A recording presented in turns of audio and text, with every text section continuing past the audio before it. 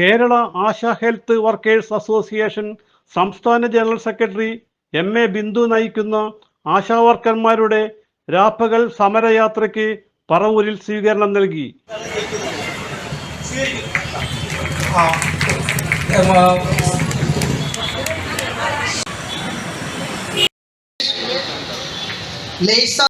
Ezhikkara M S. Ratheesh, MA.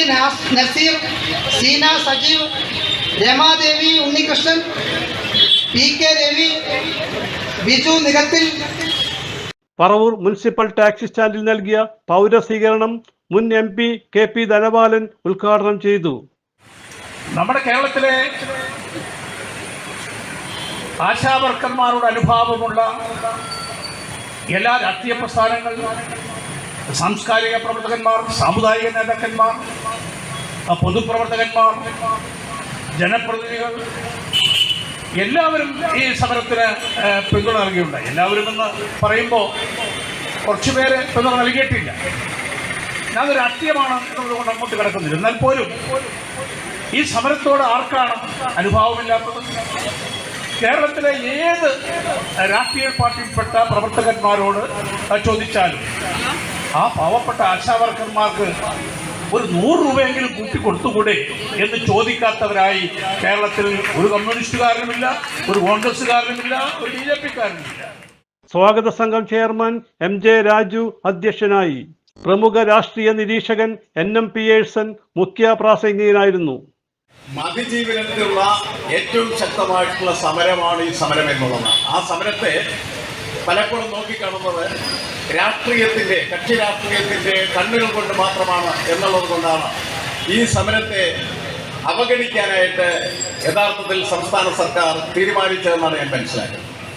ഇത് ഇപ്പോൾ നിലനിൽക്കുന്നതായിട്ടുള്ള ഒരു ഭരണകക്ഷിയുടെ പ്രശ്നം മാത്രമായിട്ട് കാണുന്ന ഒരാളല്ല. എല്ലാ ഭരണകൂടത്തിൻ്റെ സ്വഭാവ സവിശേഷത എന്ന് പറയുന്നത് സാധാരണക്കാരും ദരിദ്രരും ഏറ്റവും താഴെ തട്ടിൽ കഴിയുന്നതായിട്ടുള്ള മനുഷ്യർക്കെതിരെ പ്രവർത്തിക്കുക എന്നുള്ളതാണ്. അത് ഭരണകൂടത്തിൻ്റെ സ്വഭാവമാണ്, ഭരണകൂടത്തിൻ്റെ രാഷ്ട്രീയമാണ്.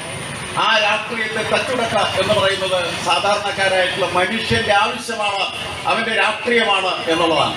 ആ രാഷ്ട്രീയമാണ് ഇവിടെ ഈ സമരത്തിൽ പ്രോജ്വലമായിട്ട് ഉയർത്തിപ്പിടിക്കപ്പെടുന്നത് എന്നുള്ളതാണ് ഏറ്റവും പ്രധാനപ്പെട്ട കാര്യം. ജാഥ ക്യാപ്റ്റൻ M.A. ബിന്ദു സ്വീകരണത്തിന് നന്ദി പറഞ്ഞു സംസാരിച്ചു. ഇടതുപക്ഷ സർക്കാർ വളരെ ജനാധിപത്യ വിരുദ്ധമായി, തൊഴിലാളി വിരുദ്ധമായി കൈക്കൊണ്ട നിലപാടുകൾ മൂലമാണ് ഇന്ന് ഈ സമരം 107ാമത്തെ ദിവസവും ഞങ്ങൾക്ക് തെരുവിലിരുന്ന് വെയിൽ കൊള്ളേണ്ടേയും മഴ കൊള്ളേണ്ടേയും ഇങ്ങനെ യാത്ര നടത്തുകയും ചെയ്യേണ്ടുന്ന ഒരു സാഹചര്യം സൃഷ്ടിച്ചത്. അവര് ഇന്ന് തൊഴിലാളികളുടെ പക്ഷത്തല്ല ഈ ഇടതുപക്ഷ സർക്കാർ എന്ന് ഓരോ ദിവസം കഴിയുന്തോറും തെളിയിച്ചുകൊണ്ടിരിക്കുകയാണ്. അവര് കൃത്യമായി അവരിപ്പോ പൂർണ്ണമായും മുതലാളിമാരുടെ പക്ഷത്ത് എത്തിക്കഴിഞ്ഞു. അപ്പൊ തൊഴിലാളി സമരങ്ങളെ അവർ പരിപോഷിപ്പിക്കില്ല, അല്ലെ തൊഴിലാളി സമരങ്ങളെ പരിഗണിക്കില്ല. തൊഴിലാളികൾ സമരത്തിന് ഇറങ്ങുന്നത് തന്നെ അവർ അനുവദിക്കില്ല എന്നുള്ള അവസ്ഥ എത്തി നിൽക്കുകയാണ്.